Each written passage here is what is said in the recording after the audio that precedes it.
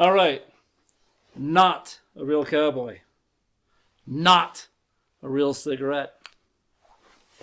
But it is a real gun. Made by Pieta. The same as what Alec Baldwin used on the set of Rust.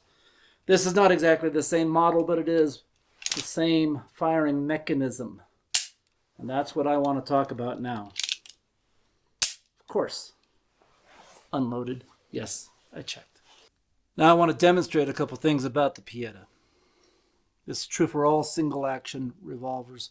What that means, single action, SAR, single action revolver, means it only works one way. Pulling the trigger here does nothing, as you can see. Pulling the trigger does nothing unless the hammer is cocked. Now, as far as the hammer goes, there are three positions, three different locking positions. I can pull it back just, it's called a quarter lock, or halfway. You can hear that click. In these positions, it will not fire. All the way back is the only way in which it will fire. Now, another thing about these guns,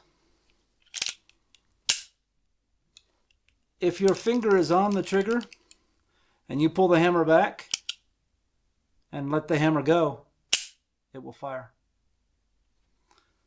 Again, just holding the gun in this position with my finger exerting pressure on the trigger. I'm not really pulling the trigger, I'm not consciously pulling the trigger, but just holding the gun like this. When it's held like this with enough pressure on the trigger, when the hammer is cocked back, whether I cock it back into that quarter position, let it go, it will close and fire. Cock it back halfway, let it go, it will close and fire. Cock it back all the way, and it fires. However I do this, it will release the hammer, and if there was a charge in there, it would fire it. Now, keep that in mind as we talk about what happened on the set of Rust. Harlan Rust. Cock the gun. I said, do you want to see that? And she said, yes. So I take the gun and I start to cock the gun. I'm not going to pull the trigger. I said, do you see that? She goes, well, just cheat it down and tilt it down a little bit like that. And I cock the gun. I go, can you see that? Can you see that? Can you see that? And she says, and then I let go of the hammer of the gun and the gun goes off. I let go of the hammer of the gun and the gun goes off. So he's sitting there in that pew. He's got a big heavy coat on. Got his gun on his left side, which requires him being right-handed to what they call a cross draw, reach across his body in order to pull it out. Not the easiest thing to do when you're sitting down, by the way. I bet in a church pew it might be even harder than on this chair I've got. But let's think about that action then. Now, Alec Baldwin was in character. He wasn't Alec Baldwin. He was Harlan Rust. So he's got all this in his mind as he's getting ready, even though there's no dialogue. Of course, as an actor, as a professional actor, he's in the head of his character. And this character, you recall, Joel Souza, the director, told him to pull the gun out and point it. And Alec Baldwin said, you know, you want me to whip it out?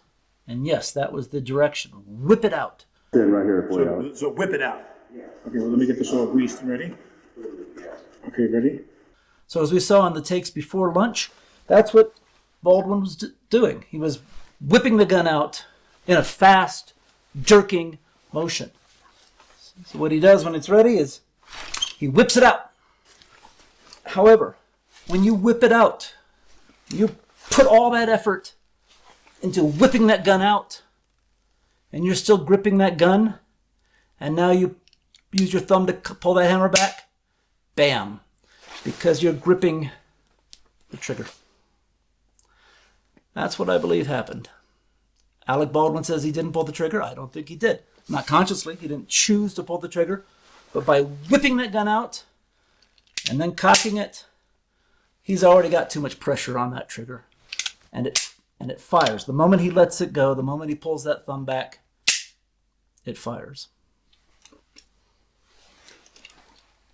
That's what I honestly believe happened to Alec Baldwin. Harlan Russ.